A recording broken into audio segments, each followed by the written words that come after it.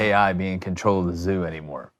Oh, what's up, everybody? Thank you guys for joining us on this Monday. To my left, boo! Let's go, Michigan. March on. Yeah, former Michigan quarterback Derik Queen, who I debated on whether or not I was going to talk to this week. You don't have to talk to me. Because Auburn's playing That's Michigan. fine. No, I'm going to talk to you. We'll flame and drag. I'm going to talk to you. I'm the captain. Yeah, You'll I'm never talk be the to you. I'm the dragon. You'll now. never be the captain. To my right, former Western State, Colorado wide receiver Blaine Crain.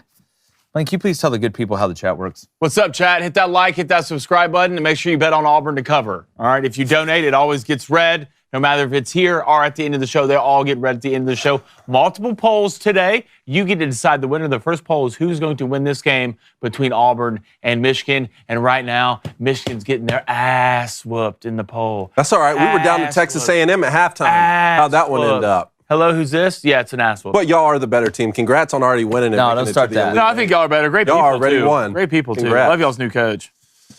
Also, there's a rumor today. There are some rumors. There's a rumor today that we're taking call-ins. It's an Adele. On a Monday? On a Monday. 1-855-236-3228. If you call that number, we'll answer. But only Michigan fans. Can we screen for only Michigan fans today, please? No. No, good. I don't want the calls to suck. Only fans, but Michigan. Now you just made it weird. As we said, Auburn set to take on Michigan in the Sweet 16. We're going to preview the whole thing for you and make our picks today. Maryland advances to the Sweet 16 thanks to a Derik Queen buzzer beater. Did he travel or did he not? And we're going to recap all the madness in the first two rounds, including Florida surviving UConn to advance.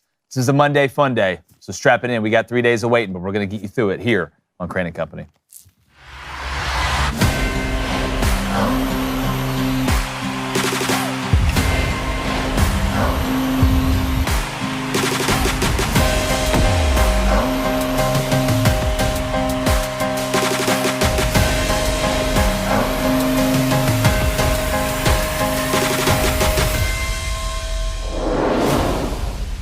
Overall, this NCAA tournament's been one of the most chalky that we've seen, and something we actually talked about and expected. So since that's the case, there seems to be a lot of talk about how NIL has suddenly ruined Cinderella, or ruined March Madness, and no Cinderella story will ever be written again when you look at the power conferences that represent and make up most of the Sweet 16, if not all of it. But to those people, like Stephen A. Smith and some others who have put on social media that March Madness is dead due to NIL, how quickly we forget. Last year, Yale beat Auburn. There was NIL then. Oakland beat Kentucky. James Madison beat Wisconsin. 3 years ago, St. Peter's, that's right, St. Peter's made the Elite Eight. And 2 years ago, FAU made a Final Four.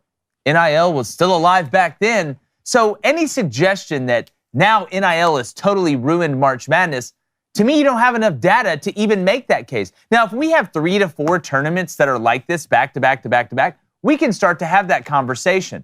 But it's just people freaking out too early. In fact, we were actually due for this scenario after all the crazy Cinderella stories that we've had recently. So, will NIL ruin March Madness in the long run?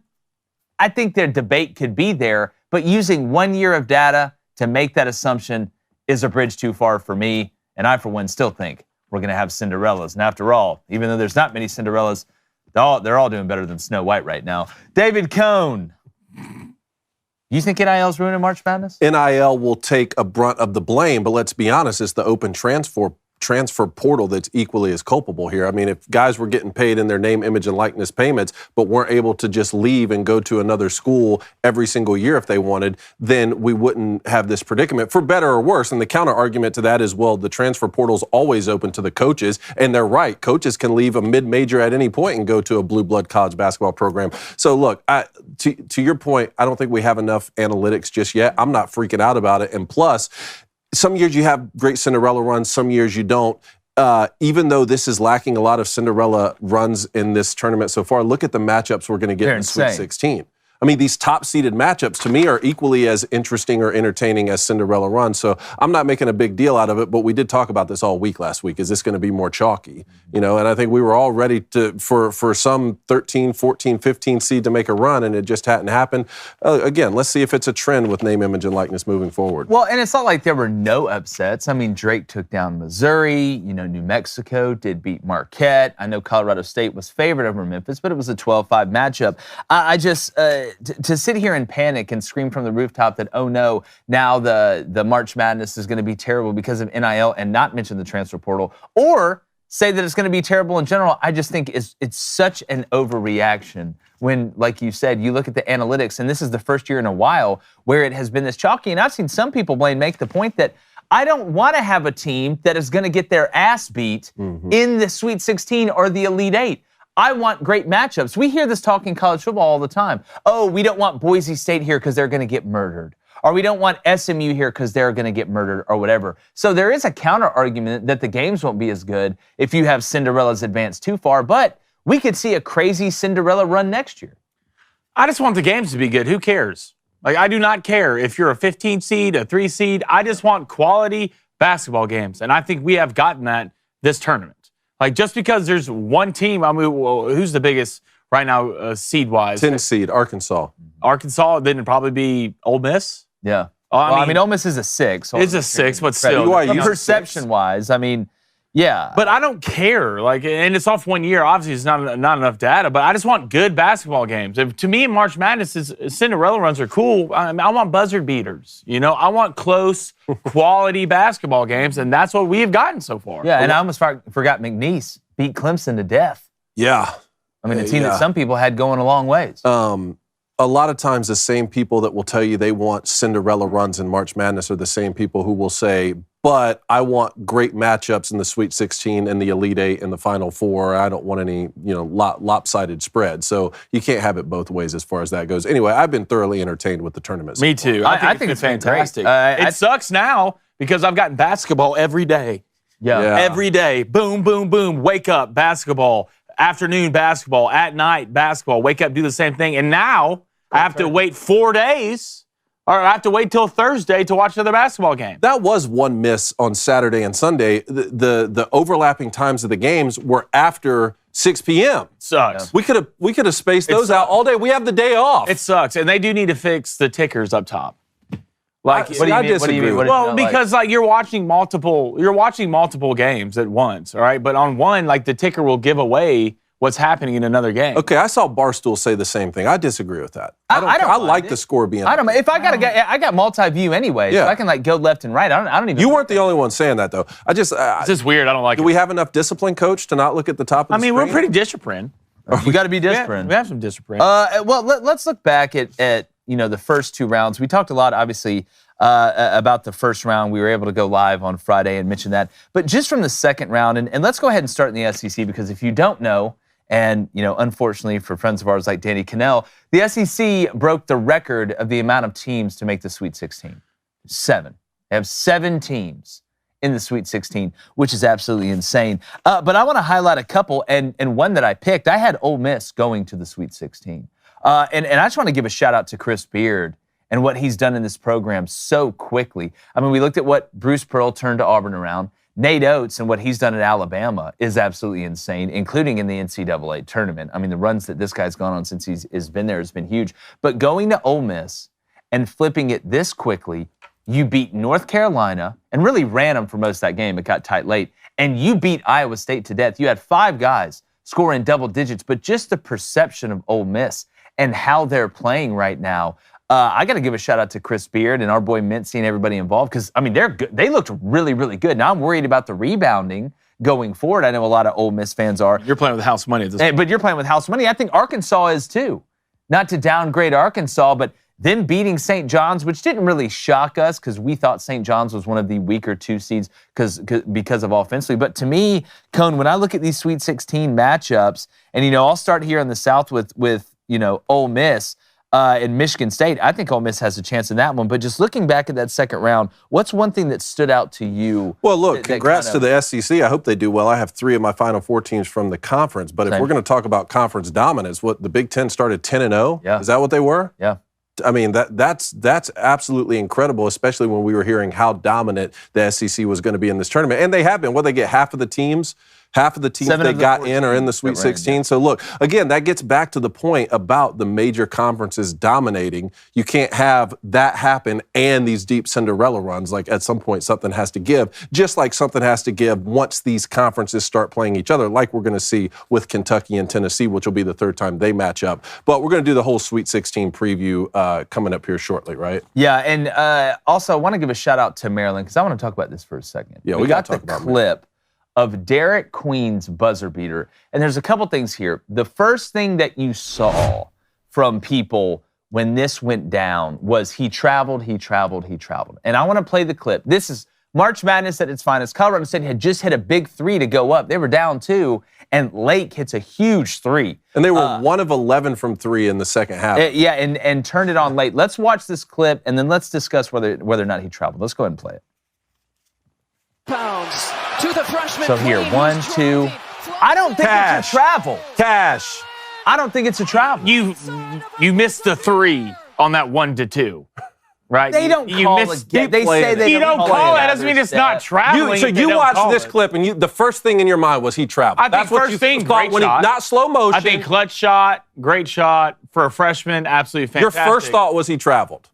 Yes. No, it wasn't. Run it. Play it where he picks up the ball. I'm not saying he didn't. I'm saying that was your very first thought. No, that's not what I'm saying. My first thought. I said it was a great shot. No, my first thought was what a fantastic shot. Clutch shot running it. For a freshman. 1, 2, 3. That's a travel. See, I don't think they call. Look, so here's where I'm at on it. All right, and we see this in football all the time. There's still some rules you can't define them. You can sit here and try to explain to me what a foul is in basketball, and it changes 35 different times. But here's where I'm at. Number 1, this guy in the team huddle looked at the head coach. And the head coach said, "Who wants the ball?" And he said, "Give me the MF and ball." As a freshman, now remember, he was on that same high school team with like Cooper Flagg and Asa Newell and Liam McNeely and all those guys. But to not only shoot a mid-range jump shot to win, but to shoot a mid-range jump shot off the backboard as a power forward in the NCAA tournament is absolutely diabolical. But I think it's close. I think it is close either way to a travel or there not being a travel. And in my opinion, if it's close, I'm glad the officials didn't call it a travel there live. I'm glad they let it play out because I don't think this was as blatant as what some other people are saying. And I get there's no gather step in college basketball, but you can't call that, man, when it's that close.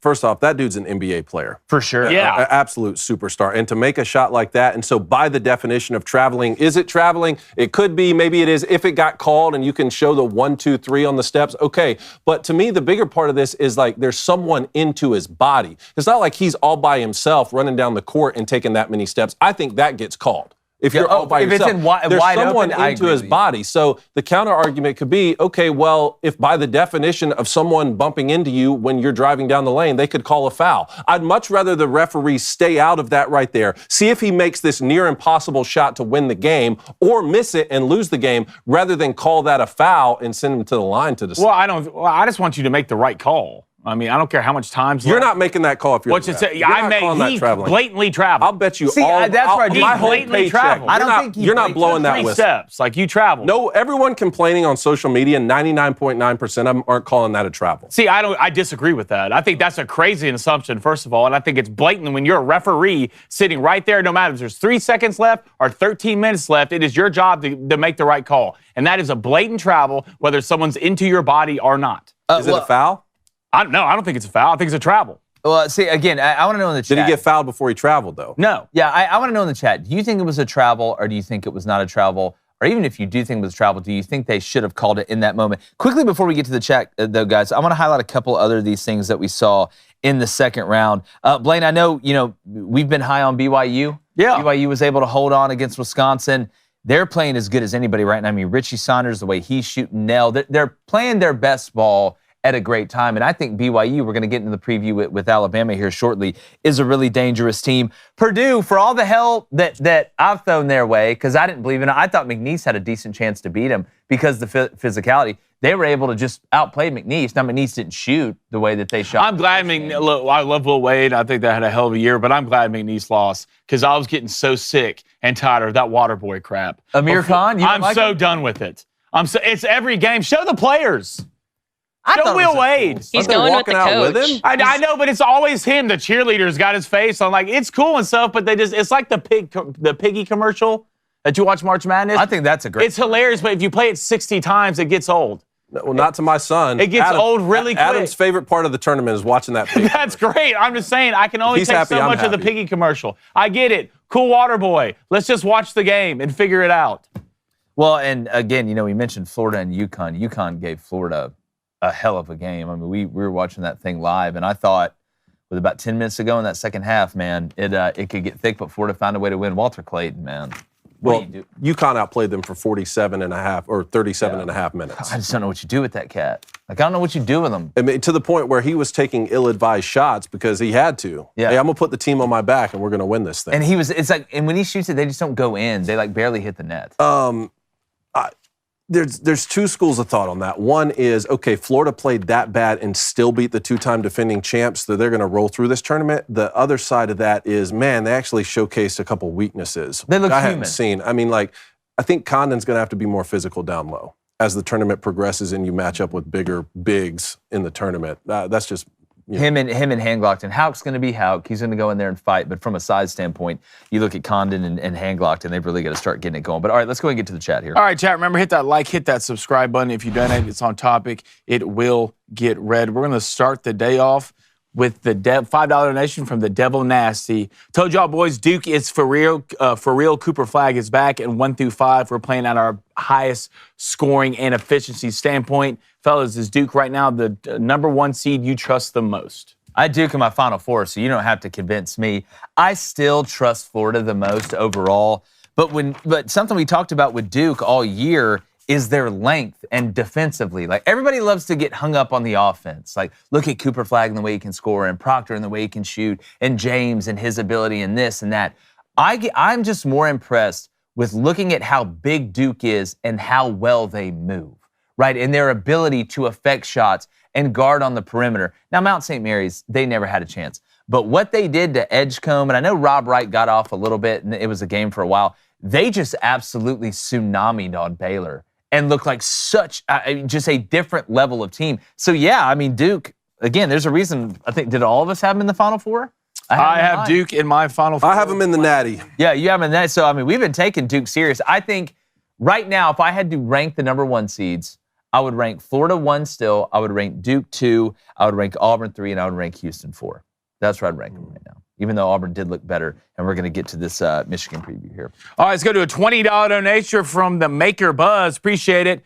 Purdue is looking pretty damn good right now, fellas. I have them going to my Final Four in my best bracket. What do they have to do to make it that far?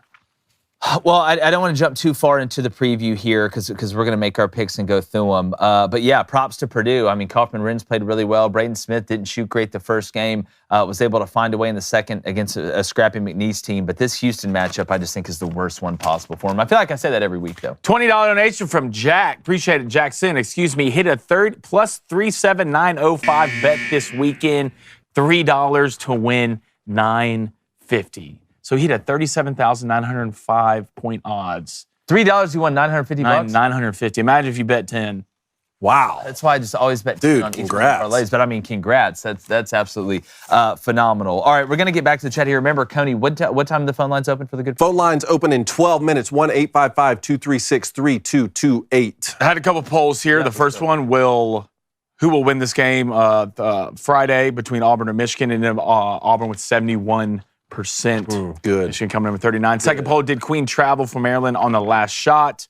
It came in yes, 63%, no, 38. Interesting. So I felt bad for Colorado State, too, because they played really good the whole game. God, especially that one kid who scored 50 points. Yeah, I mean, he was incredible. All right, we got to get to the Sweet 16 preview in a second. But you want to talk about sweet, you want to talk about delicious, but you also want to talk about meat you can trust. Well, that's our friends over at Good Ranchers. Now, we've been eating Good Ranchers for years. The product's fantastic. It's sourced from American farms, which means American families get to keep the profits, and they do a fantastic job keeping it in-house. And you don't got to question whether your meat was sent over from some continent that you've never heard about or a place you've never gone. And when you sign up, you'll also get, and this is a real thing now, when you sign up with Good Ranchers, you'll get free bacon, ground beef, seed oil-free chicken nuggets, or wild-caught salmon in every order for a year, plus $40 off. But you've got to use code BOOSTER. All right, I want to read that one more time. Go back up, because sometimes people don't think people believe me. When you sign up with GoodRanchers.com and use code BOOSTER, you get free bacon, ground beef, seed oil-free chicken nuggets, or wild-caught salmon in every order for a year, plus $40 off. So again, unless you enjoy mystery meat roulette, visit GoodRanchers.com today. Use that code BOOSTER to get that free meat for a year and $40 off your first order. Good Ranchers, American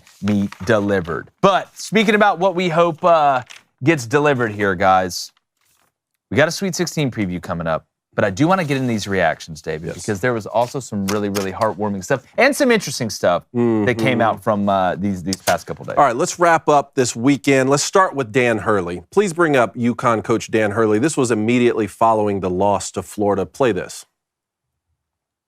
All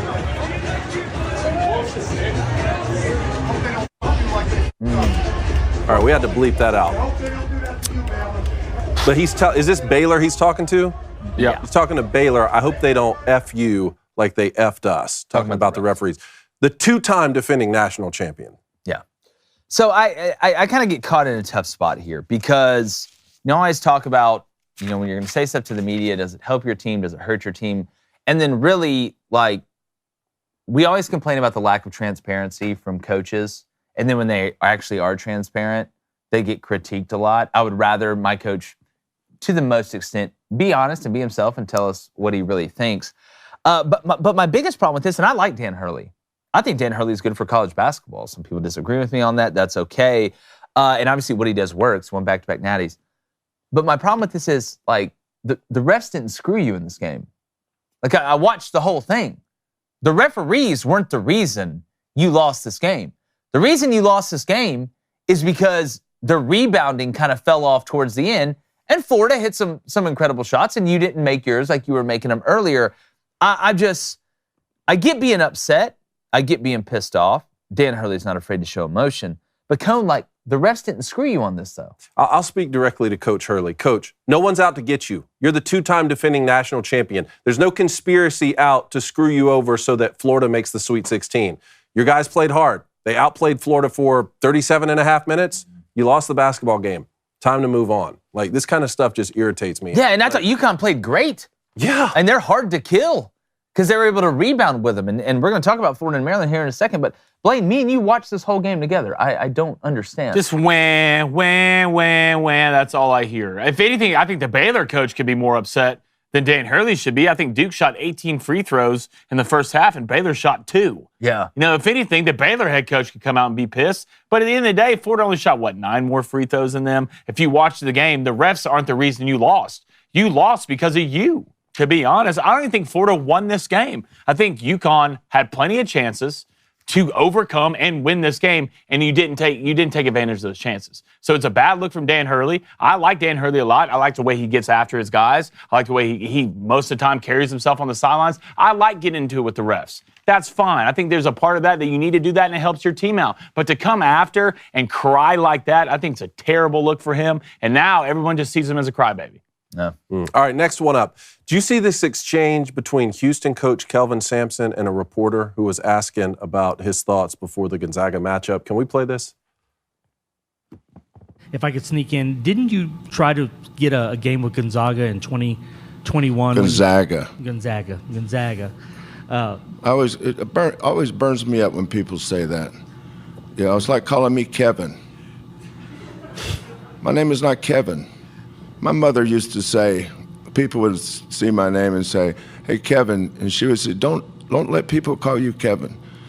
Your name is Kelvin. Make sure they pronounce your name right." So that's why my antennas go up with that. Same with Gonzaga. They were our neighbors. It's not Spokane and it's not Gonzaga. It's Gonzaga and it's Spokane. Go ahead.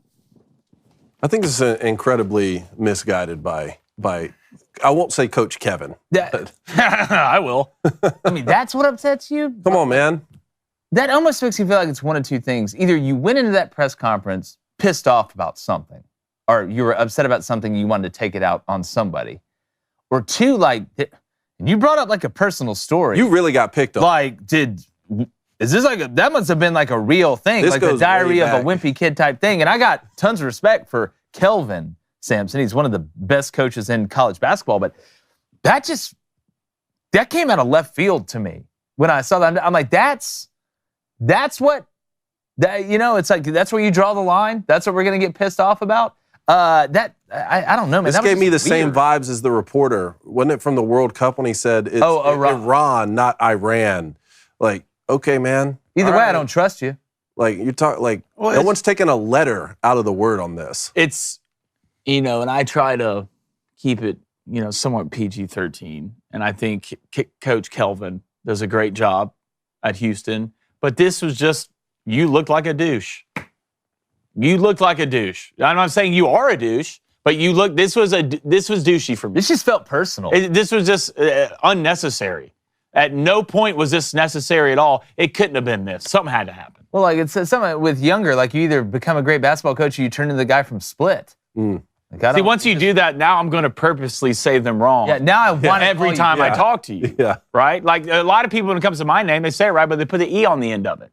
I don't care because I'm a grown-up and I have other things to worry about. Okay. All right. Let's go back to back a little more heartwarming stories here. First off, let's go with Coach Donnie Lynn up there with his son. Yeah, this one that's really awesome. got me. Coach, congratulations on the season. One of the main storyline outside of your team's overall success has been your son and just his involvement with the basketball program. And if he's willing to speak, just what's it been like to have the success with him alongside you, and just how special is it for you in your career?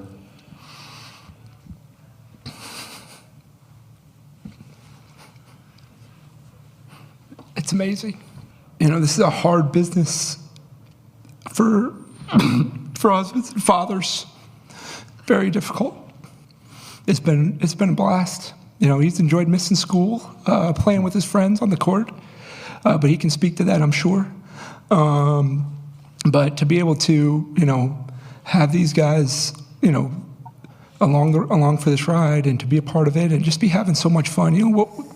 I got the best job in the world. I've said it, for the last 10 months, and to share it with the people I love the most.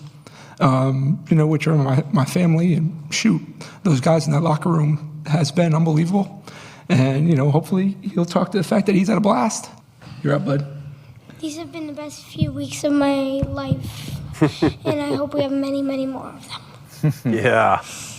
Awesome. Let's That's go awesome, second row. man. Yeah, just and an awesome clip there. And look, hey, he brings up a great point. I mean, coaching, and we grew up with a father that coached, and you're not around a lot. That was one of the things when I got into it that I was worried the most about, and how fortunate I am now. Not that I don't miss the competitive nature of it and going through it and game planning and doing those things, but the time you spend away from your family is it's incredible, and it puts a ton of pressure on the wives, on the women in the relationship, because you're recruiting, you're coaching, you're trying to do things to provide for your family, and it is a cutthroat business. So that was just a very endearing, very human moment there, and great year for him, and he's got a really How big tough is that kid, man?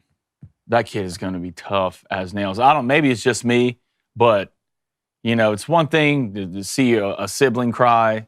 It's one thing to see your mom cry, and they all suck. But seeing your dad cry, Yeah, like that will forever hit. the dad cry hits as different. as a son, like that will forever hit different. So even the fact that kid could get up there and talk after that, a lot of props to him, man. All right, last one here. How about this referee who stopped the basketball game for an imaginary spot that needed to be cleaned up on the floor so that some of these subs could get in the basketball game and say they played in the NCAA tournament? These guys don't know if they'll get time in the NCAA tournament. Well, that's smart.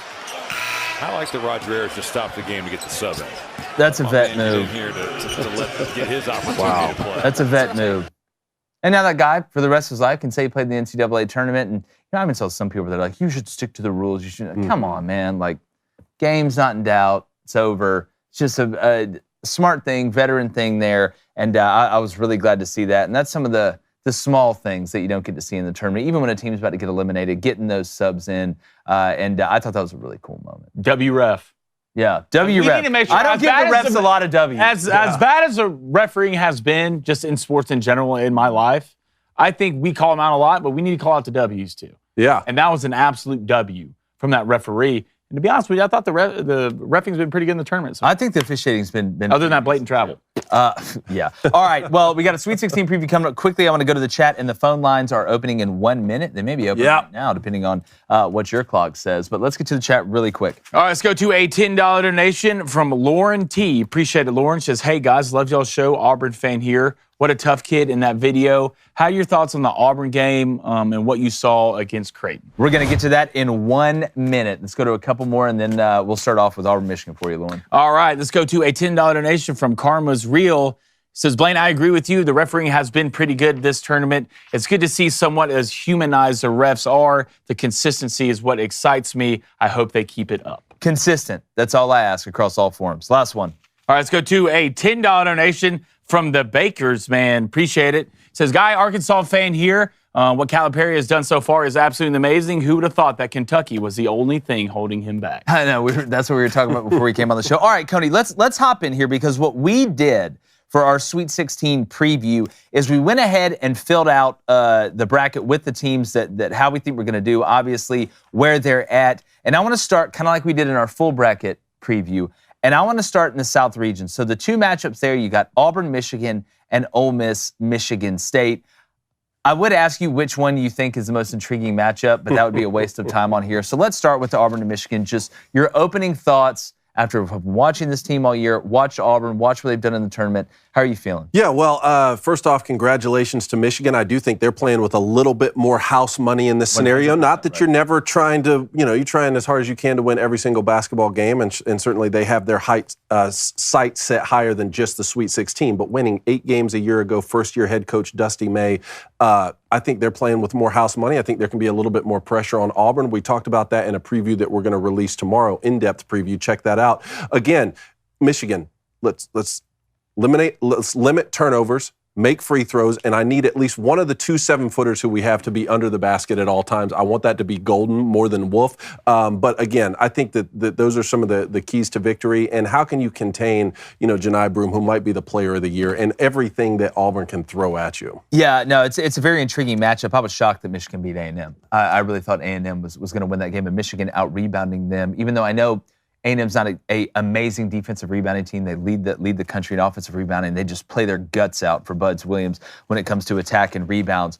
And we have a full in-depth preview of each of these games individually that we're going to be dropping out through the week. Auburn, Michigan, Kentucky, Tennessee, Bama, BYU. So we're going to be getting more in-depth. Make sure you're checking the channel for that. But when I look at this matchup, the couple things that stand out to me, because I like to separate, obviously, the backcourt and the front court. Look at what advantages, who has what. When I look at the front court and the big guys, I'm so interested to see if they just cancel each other out. If Danny Wolf and Vlad Golden and Janai Broome and Dylan Cardwell kind of cancel each other out a little bit. Now, I will say Cardwell's the least efficient when it comes to offensively, but he's kind of the bully. I'm worried about Janai Broome being able to score. But Janai Broome doesn't have to score a ton to affect the game. I would rather him, listen, if the shot's not falling, you can't shoot 4 threes in the first half. Like I don't know how many more threes you let Janai Broome shoot. He hasn't made one in the NCAA tournament. He's struggled for a while shooting those. But as far as backing down to the basket, I don't know how effective Janai Broome can be there. I think he needs to get those guys away from the post and try and drive on them and draw the fouls, kind of like Danny Wolf does. And I'm more worried. I hear people talking about Dylan Cardwell foul trouble. We're worried about that, this, that, and the other. I'm more worried about Janai Broome guarding Danny Wolf and getting drug out there on the perimeter and Danny driving downhill, because Danny is more of a finesse big to me. Yes. He's not a true back-to-the-basket guy. So if you're Auburn, is that going to cancel each other out? Sure. Is the rebound going to cancel each other out? But the front court, or the back court, the guards is where I think Auburn has a huge advantage. And when you look defensively with Michigan's turnover problems, Denver Jones guarding a guy he knows very well in Trey Donaldson. Yep. Miles Kelly's length can cause some problems. Can Roddy Gale have another game like that against Michigan? If Auburn's guards can be as disruptive as what they normally are. Because, Blaine, I want to throw this over to you. The energy and intensity level defensively against Creighton, that's what it's supposed to look like. That's what got Auburn the #1 overall seed. It's not scoring the points. All that's great. They're incredibly efficient, but it is locking people's ass up on defense and playing with maniacal effort. Maniacal effort. The offensive stuff is great, and we can play these clips into Todd Pettiford cooking these cats, but at the end of the day, defense is what's going to win games for Auburn. Well, that's what got Auburn to where they are. Janai Broom's great. We all know that. But their defense, especially the perimeter defense, right? That's what got Auburn the #1 overall seed. And you saw that kind of fall off late in the season in the SEC tournament. But I think you saw that pick back up against Creighton. Even in the first half. Even in the first half. Creighton, if you watch that game, Creighton hit 9 threes in the first half. And most of them were contested threes. Sometimes you're just going to play a team that's hot. And at the end of the day, what did Auburn not let it do? They didn't let it bury them, right? You weren't down 12 walking the half. You weren't down 15. You were down 2. And they shot 70% from 3. So if anything, in Creighton, in the back of your mind, you're like, damn, we gave them our biggest punch, and we're only down 2. But I worry about in this Michigan game, one, I think Trey Donaldson is playing phenomenal right now. He is. They have their big shot guy. But he can't go out there and try to force it. No, you can't press. Obviously, you can't press. You can't do that. I don't think Trey will. But I like the matchups. I think a guy who doesn't get talked enough when it comes to Auburn is Dylan Cardwell.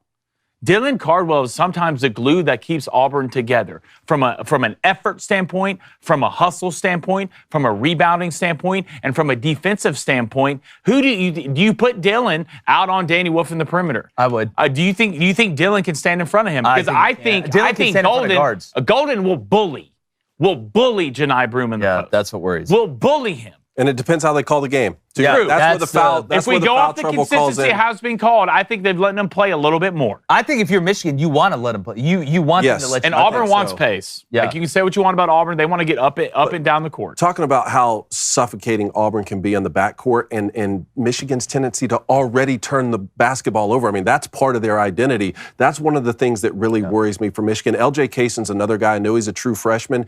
It's almost like Michigan needs him to be his future self this weekend because, man, he's really talented. And there's some hate in this game now. Maybe hate's a strong word, but there's some past here. Yeah. Trey Donaldson obviously transferred from Auburn, and Danny Wolf was part of Yale when they beat Auburn in the first. I've got Auburn advancing in this game. The spread's 7.5. Right now it was 9.5 and got bet down. And I'm even seeing 8.5 here. It keeps bouncing right now. Yeah, it keeps bouncing back. Money line plus 320 for Michigan. Not a bad. That's not bad value there. You riding with Michigan? Oh yeah, let's take the boys. And probably going to be live streaming this one, boys. Yeah, we're going to have to live stream this one. Who are you taking? I mean, I have Auburn win the national championship. That's true. So All right, I guess I'm taking Auburn. Let's move on to the second matchup quickly. Ole Miss, one of the greatest stories of the tournament so far, going to play Michigan State, who just survived New Mexico. Had to go on a run late to take the lead. Then they kind of run and hid from New Mexico. When I look at this matchup, Ole Miss had 5 guys scoring double digits in the game against Iowa State. They beat Iowa State to death. I think if you put Gilbert out there with them, they still win that game the way that Ole Miss played. And if Morrell's cooking, because I know Padula's going to cook. I know Breakfield's going to do his thing coming off the bench. But if Morrell's out there making those shots, right, and Murray and a couple of those other guys are just able to help, and Dia is doing what he did, they're really hard to stop. But it's the rebounding cone and the ability of Michigan State to extend you on the perimeter defensively that right now I give Michigan State the edge. But you want to talk about house money. Chris Beard's got a house that's made of money right now with what he's doing. And I took a flyer on him, had a lot of faith. I have him moving on to the Elite Eight. I'm going to stick with that here. And the way they beat up on North Carolina, I think kind of sent a message to people too. In the first round matchup there. This line right now, Michigan State though minus 2.5. And look, Michigan State, Big Ten tournament champs in a conference that started 10-0 in the tournament. Like obviously Tom Izzo has been doing this at the highest level for a long time. I'm really excited for this one. I think the line is interesting, minus 2.5 right now. The over on the point total is 143.5. I'm going to stick with Ole Miss because that's what I have in my original bracket. In fact, the only pick that I missed in the entire South region was Louisville and Creighton. You got Ole Miss going to Elite Eight?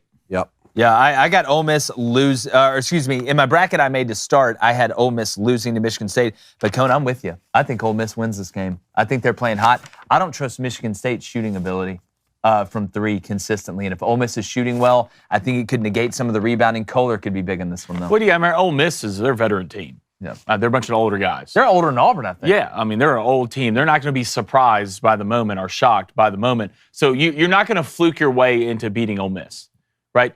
you're going to have to beat Ole Miss. Like, you're going to have to play good and beat them, because right now, I would say they're probably the hottest team in the tournament, because like they're really running kids now. They were like, running North Carolina. Running North Carolina. You go back and watch that. I mean, Sean's an absolute dog at point guard. Chris Beard, the coaching staff's phenomenal. But the thing about Michigan State is they're so deep. They're like Auburn. They're so deep. They play 10 guys, right? And I mean, if you really look at the keys, if you want to get to the keys of it, if you're Ole Miss, you got to run them. Yeah.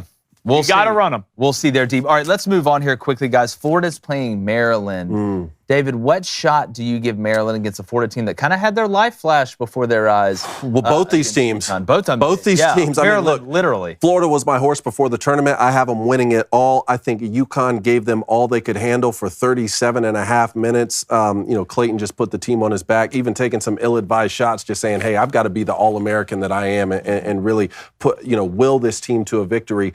I think Condon's got to be more physical down low. I mean, I don't know if that's something you can change in the middle of a tournament. It's just one of the things that I started to notice as you face these bigs as the tournament moves on. But then, you can't talk about Maryland without talking about Derik Queen. And the whole world's talking about him right now because of the game-winning shot that he hit. But even before that, NBA player. No, he's really about it. And the question for Maryland, to me, it's pretty simple. Can you rebound with him? If you can rebound with Florida, which means you're limiting their second chance points, then you're going to give yourself a shot. You may lose because they can shoot the lights out with Richard and Clayton and them, and there may not be a rebound for you to get for most of the game, and we've seen that happen multiple times. But if you give Florida and Houck and these guys that crash the board and Chinyelu and these guys second chances, they don't have to shoot well to beat you, and they can beat you really, really badly because Florida's like Noah's Ark. They've got two of everything. Blaine, you got minus 6.5 right now. Which I thought was low. Which I thought was low at 6.5. I got Florida advancing. Yeah, I got Florida advancing. I think this might be one of the most lopsided games we've seen. It would not shock me. I like Miguel and Gillespie. They got some guards that can do it, but Florida, I don't expect Florida to play, I don't know how you beat them. It's tough. But this next one, speaking about shockers and speaking about arcs, Arkansas, Sweet 16, John Calipari. If you'd have told me that when they started out 0-5 in the SEC that they would end up in the Sweet 16, I'd have probably called Pam Bondi. I really would have, because I'd have been worried about you. But, guys, I like their matchup with Texas Tech. Now, Texas Tech overall, I think, is a better team. I think they're more efficient, on the offensive side of the ball. But if you're Arkansas right now, with the way that you're playing, Adu's coming on, Boogie Flan came back in and didn't ruin the rotations. Guys, I got Texas Tech barely winning this one. I would not be shocked if it went to overtime. This was the only Sweet 16 matchup that I whiffed on both picks. I had St. John's taking on Mizzou. The sheer pace of the St. John's-Arkansas matchup it was something to really watch. I want to ask you guys about Boogie Fland and what you see his role being, now that he's come back and he added to the rotation like you said. I want to know what you think about him moving forward. I'm going to stick with Arkansas to just keep this train rolling because I'm in one of these survivor pools where you get a certain amount of points as you move on per round. So I'm going to ride with the Hogs in this one, man. Look, I love it. It wouldn't surprise me. I just think Texas Tech is a better team. I really do. Overall, I just think they're better. I think Arkansas is a great story. And if you're Calipari right now, you're playing with house money.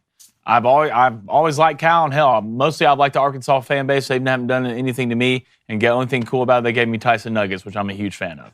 But I do think Texas Tech overall is a better basketball team, not only from a scoring standpoint, but on the boards, they're better. Defensively, they're better. I think Arkansas can keep it close, but I think the Cinderella run. So you like the 5.5? Is Texas Tech minus 5.5? I like the 5.5. Right I would take Arkansas plus 5.5. I would take Texas Tech to win. I feel like it's a one-possession game. And let's see what the money line value. Plus 195 if you take Arkansas money line. That's not bad. I know we got people on the phone lines here. We got to go through this right side quickly and let you guys know we do have a full in-game breakdown, individual breakdowns of all of these games, most of them right now, and we're going to hit all of them before the week's out, so make sure you don't miss that. Duke, Arizona. I'm riding with Duke. I don't have to sit here and tell you a great story on it. Arizona's going to have to shoot the lights out against a defense that's just elite. I know Arizona does a good job on the glass, especially offensively, but I can't bet against Duke. I was really impressed with Arizona against Oregon, mostly because I've been really impressed with Oregon. I had Oregon moving forward and facing Duke in this matchup. So look, how well can Caleb Love play like he did against Oregon? Because Caleb Love really played Arizona into this position right now. I just think Duke, if I were rewriting my bracket from scratch right now, it'd be hard to not pick Duke. I agree. They look like a buzzsaw. Blaine, you riding with Duke? Quick. Gotta ride with Duke. BYU and Bama, we have a full breakdown of this one that we're dropping soon, but just some quick thoughts on it. Then we're going to get to the phone line. Over. After these last two. Yeah, I'm going to take the over, whatever it is. It's 175.5. I'll take the over. Is BYU athletic enough on defense to keep Alabama's guards in front of them? Because if you're not, I don't, not that you can't win it. You'd have to shoot lights out, which they could. And I know Alabama's defense isn't fantastic, but when the tallest guy in your lineup, do you want to get 6'8", into a three-point shooting contest with BYU? I don't think Alabama does. I don't think you do either. I don't think they need to either. I don't think they need to. That's what I'm saying. Alabama's, those guards are going downhill. Yeah, not even that, but you can play inside out in this game. Yeah. That's what you could do. But can Alabama do that? Can Nate Oates do that? Yeah. Can you slow it down enough to where you work inside out?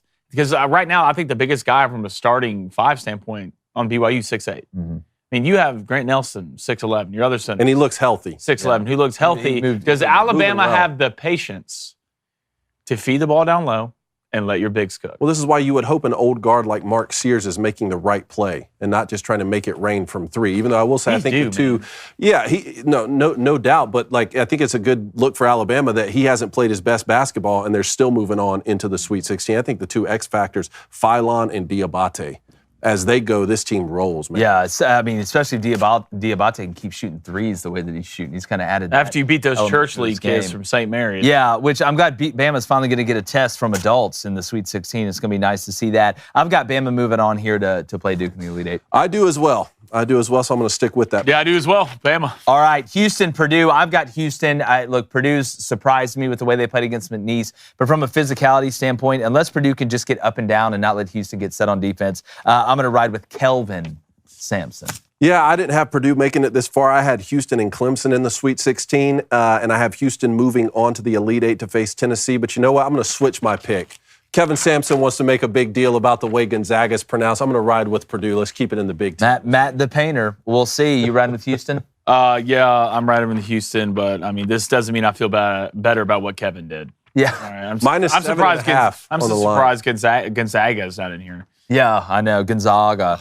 Kentucky and Tennessee, they meet for the third time. We have a full in-depth breakdown on this one I think you're going to love. I just wonder, first time Tennessee played him, he shot 45 threes, made 11 of them. Second time they played him. I had him 14 for 63 overall against Kentucky, shooting threes at 22%. Yeah. I like Tennessee in this game. Marcus Williams grabbed 15 boards the first one, only 3 the second one. Kentucky won both of them.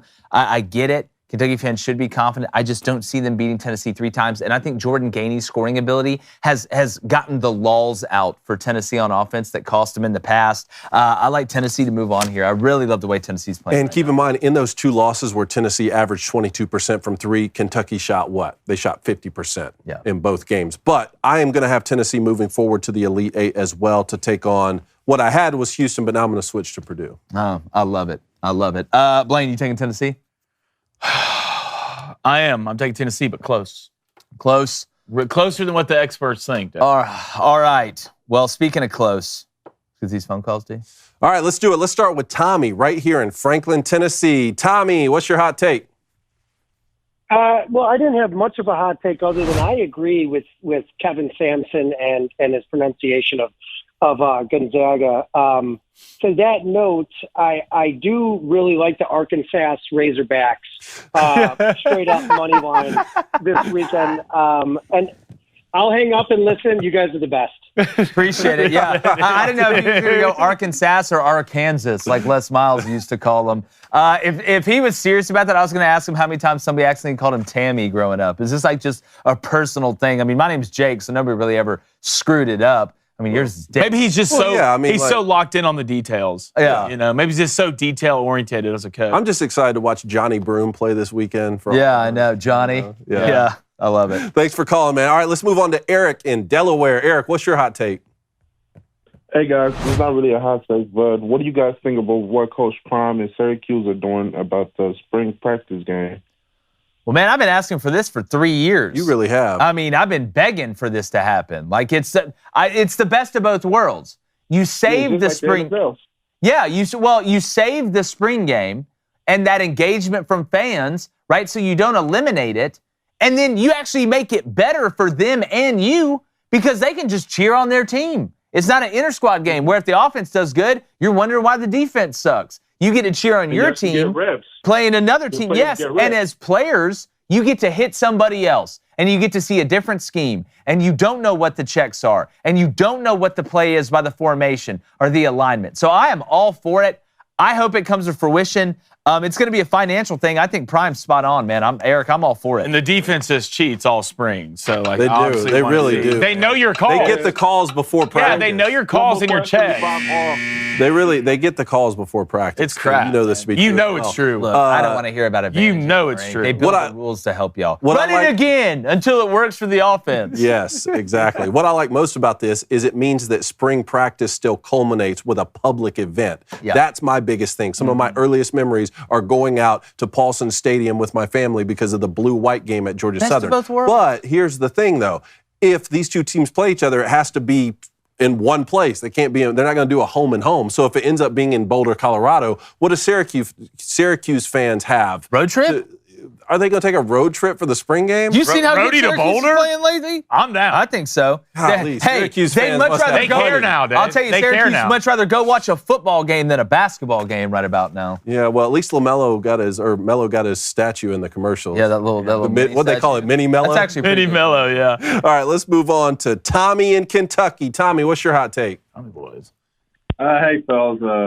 Man, y'all hurt me all taking the balls there, but that's all right. You're welcome. Anyway, Yeah, you're welcome. I called in around this time last year, let you know about Pope, and it seemed like everybody was pretty surprised. But, if y'all watch that press conference and Rupp, it really felt like a Big Blue revival. I was ready to run through the wall for this guy. You fast forward to now, he put a team together in 2 months, a bunch of mid-major guys and role players. We got 8 top 15 wins this season. Only 2 other teams done that. He's only played 7 games full roster, made the Sweet 16 since 2019. We got a chance to, 3 games sweep the Vols, so I'm just pretty happy about it. I guess all this to say is that I'm pretty thrilled that we didn't hire Dan Hurley.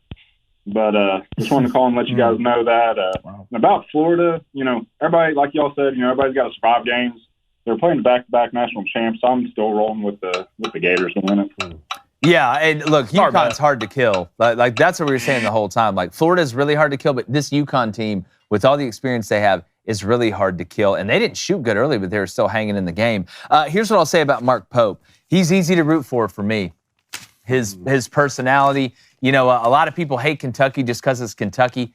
It's hard for me to say anything negative about this guy. And he did put together a team, have to Frankenstein a team quickly. And I tell you what, I know the rest of the SEC is coming up, and Kentucky's not the only party in town. But I think they made the right hire. You can tell that guy. The players love him, and they play for him. Kentucky's going to continue to be a problem. This fall off that we saw, and the fact that Kentucky, and I didn't realize this till it was said the other day, that Kentucky hadn't made the Sweet 16 since 2019. That's wild to me. But happy for Mark, and I'm happy for Cal. It was too. so much easier to hate Kentucky while Cal was there. For sure. It was sure. It was so much easier. And at the end of the day, maybe it was best for both. Maybe. They're both dancing. They're both dancing. We'll see. Cal looks like he's having fun. Easy to root for Coach Pope. And right now, Kentucky money line would be a great bet because anytime game's gonna be close. the 3 of us take the same team. Yeah, I know. I know. Yeah. This game's going to be close. Yeah, now. Tommy may be calling in. This might be a buzzer Yeah. beater type of game. Like, it really might. Speaking about Cal, we got Matthew from Arkansas on the line. Matthew, how about them Hogs, man? No. Stop. My ears are bleeding. Stop it, dude. Oh, man, how about them Hogs, boys? I mean, Cal was in the same situation as Mark Pope. Came in with no team, threw it together, has dealt with injuries all year, and here we are, boys, still dancing. Bro, how does Arkansas fans feel about the matchup, Matthew? I like it. I'm seeing a lot of confidence on Hog Twitter, guys. I mean, a lot of confidence. Well, how does Arkansas win this game? And don't say just by scoring more points. I think Adu Sierra is going to be the key ingredient. He's going to be back from injury, and he is going to explode. Okay. Oh, What's your final score? Oh, give me the Hogs, 81-78, guys. Dude, if wow, boy, and you want to talk about Tyson chicken nuggets money? Boy, now oh they're not boy. as good as Good Ranchers without the seed oils. in it, but All credit to Arkansas, but can you believe how poorly St. John shot the basketball? I can because Dave. I can. That bad though? Not that I'm bad. missing Not that bad. layups. No, okay, Jake. okay, You're best player. The missing Player the of the shots, year in the Big East can't make layups. The missing the shots close to the rim is one thing, but just the jump shots. Patina's been talking about it all year. They couldn't shoot their way out of a paper bag when it comes to jump shots. But it's those plays at the rim that they missed that y'all are bringing up that did surprise me. Mm-hmm. All right, let's move on to David in Tampa. David, what's your hot take? All right, let's see if I can jam this all into 6 seconds. Number one, this was a huge confidence booster for Florida, beating the defending back-to-back champions and a team that historically has had your number. Number two, Kevin Sampson, I think you dropped your red nose, you clown. And finally, number three, here is a hot-ish take that I have.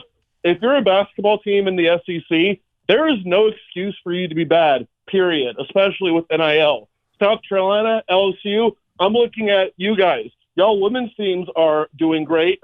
Vanderbilt had a decent season. You're going to tell me that Vanderbilt has more money, has more resources than you guys? Y'all were the only 2 teams in the SEC that sucked, okay? Like I said, you're a basketball team in the SEC. No excuse to be bad. Get your crap together. Thank you. David out. Yeah, I mean, I think he brings up a great point. It's just like LSU. South Carolina, look what they did the year before. I mean, Lamont Paris was the talk of the town with what he did there, and you had Colin Murray Boyles and some of these other pieces. It's And we've been saying about Georgia for years. And we've been saying about Georgia for years. Now they got smacked by Gonzaga, but they got back in the tournament. Mike White seems like he's building that thing right. They're recruiting the state of Georgia better, which is what they had to do. But I agree with him. There's no excuse. Last caller of the day. Let's go to Michael in Texas. Michael, what's your hot take? Make some room in that trench for me, David. I'm hopping in there with you. And we're going to back our boys, Maize and Blue, and our coach of the year, Dusty May. And my key and prediction for this game, you guys talked about the turnovers. Michigan, through the season, has averaged they turned it over 14 times a game on average against A&M, and that 3-quarter court pressure that they played against us, we only turned it over 9 times. So we replicate that against Auburn and the way they play, then we're going to win the game. And my prediction, it's going to be 79-77 Michigan on a Trey Donaldson buzzer beater 3. Oh, God. Please I would just take 9. not that. We still turned it over more than anything. Texas A&M, beat us by 30. But I would take 9. Don't beat us with a buzzer beater, please. Huh? Beat us by 30. You wouldn't rather lose by 30. I'd rather than a buzzer beater? Yeah, I'd rather lose by 30. What if he walked on the buzzer beater and they didn't call it? Then this will be the last thing that ever comes out of the show. I'm trying not to wish bad things on people, but it's getting tough for me. It's getting like that one. Maybe have some I can't wait. It's like, what does old girl Live say on the stream? Matrix? Ask him. Should we live stream? Oh, yeah, I put it in there, and everyone said yes. Some people said no on Twitter. Well, they can suck it. Or X or whatever. Yeah, well, whatever. Who cares? Those people are lame. They're probably Michigan fans. They might be. Yeah. I mean, at the end of the day, Michigan fans, David, you can walk around. We were at Broadway the other week. You walk around and say, go blue. Crickets. I've been trying to single-handedly solve this problem. It's a real thing, I saw it in real life. You could go to Auburn and walk past a mute person and say War Eagle, and they'd at least bang on something. That's real. Try going down and saying roll tide to somebody and not getting a roll tide back. If you're not going to say go blue when someone says it to you, take off your Michigan gear and stop wearing it in public. Yeah. And I tell you who's the culprit. It's not the Michigan athletic fans. It's the people who go there to get a degree because it's like this really good school and they get straight A's and they're engineers and doctors and stuff. They're the ones not saying go blue. Yeah. Calling them out. I didn't come here. Hey, school matters first. Yeah, I didn't come. Sports matters second. I didn't come here to play school. All right, let's go to bets. There's no men's game tonight, so I'm going with the women's. And typically, if you're a 1-seed or a 2-seed women's basketball, you are murdering people until you get to about the Elite Eight. So I'm going to take USC and Juju Watkins minus 18. I think they're playing Mississippi State. It's going off at minus 110. And then Paige Beckers, who apparently on Nike commercials, apparently a lot of people don't want her to do good, I guess. I don't know who those people are exactly, but it is what it is. They're playing South Dakota State, which think there's going to be a murder. Give me the Huskies minus 27.5. It's going off minus 110. Okay, all right. I'm going hockey tonight. Let's go with the Wild plus a goal and a half. Odds on that minus 150. That's pretty good, Christopher Walken over there. And then let's go with the New Jersey Devils. I'm going to take them at minus 140. They're at home tonight. All right. Hopefully you all took the unders in the women's tournament. If you did, enjoy the money. I'm taking the unders today in 2 women's game. Bama, Maryland under 152.5. No chance they get that many points. San Diego State, UConn under 136.5. Unless UConn can score 137, I think we should be okay. All right, what does Ace have? He's going to take the Islanders minus 130 and the Red Wings at plus 140. All right, let's get to the chat before we get on. All right, I'm getting these donations. If you donated today, guys, thank you so much. And remember, do not forget, I did make an announcement earlier. I am renting a hater for the week. There's the bio and the information that you need to hate on David Cone and Michigan. I will pay you.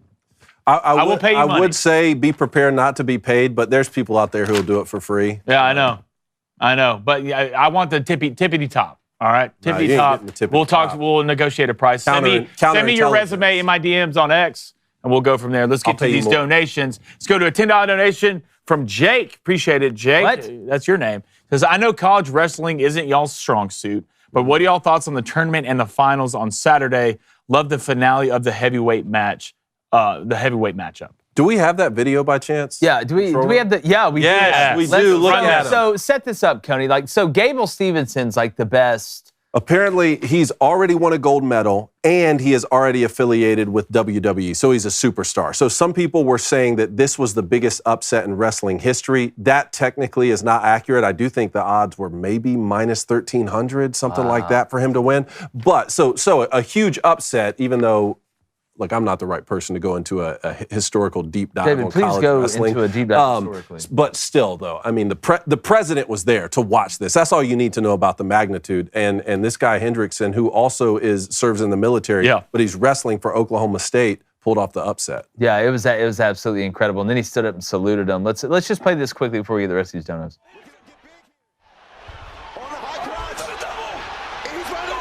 People can't believe it. They're freaking out. Look at that. I mean, this feels like the end of like the St. Peter's, Kentucky game, or like the Kentucky, the Oakland, Kentucky game too.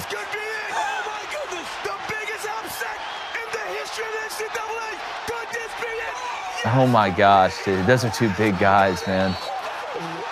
Wow. I don't even care. I know nothing about this. This is just awesome. Yeah. The announcers are going nuts. The announcers are awesome. They're running on with the American flag. He ran in with the American flag. The president of the United States was here. He saluted the president. You want to talk about a generational run. Yeah. I don't know if it gets better Look than at this. Yeah, you see him. Look at this. Give him his flag. I mean, come on. Are you talking about running through a brick wall? No, you're peeking. I'll jump on a grenade.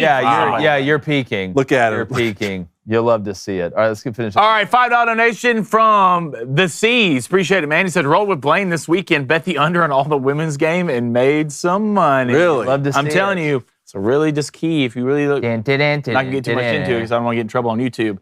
We'll talk about it later. Let's go to a $5 donation from LB. Texas Tech Old Guards can win in multiple ways. Looks like we may get McMillan back this week. Watch out for my Red Raiders. Wreck them. They are sneaking under the radar. It's just you got to run into Florida at some point. $5 donation from Andrew W. Appreciate it, Andrew. Shout out to Little Crain for picking Auburn to win it all. I would think the older one would have a little bit more push when it comes to picking Auburn.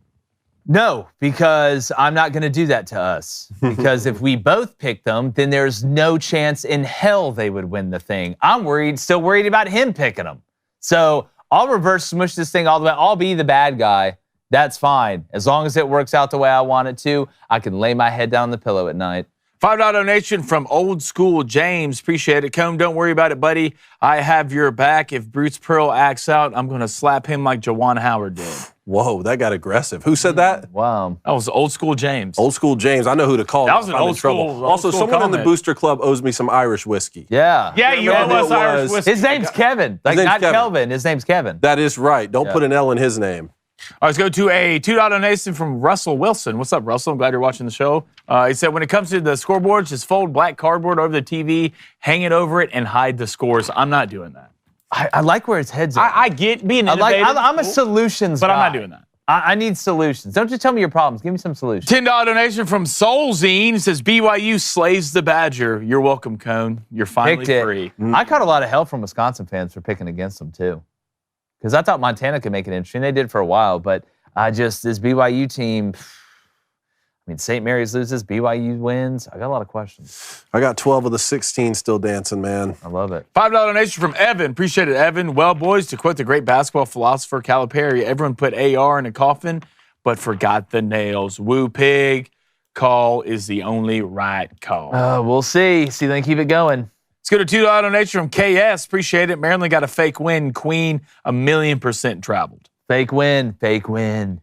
$10 donation from HB. Mr. Blaine, I read your ex post stating that you were looking to hire a professional Cone hater. Not only have I submitted my application, but I will happily do my victory dance when Auburn wins on set. Ooh. That ain't going to be how you win, man. We can look into that, and I will come back to you. Let's go to a last donation of the day. $5 donation from the Eagle Eye. Appreciate it.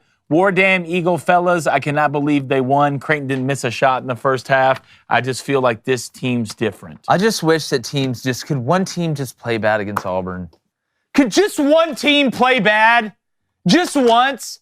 Even Alabama State was hitting shots they had no business hitting. And then I got to come out and watch that in the first half? I'm sure Michigan will shoot the game. They'll have the game of their life.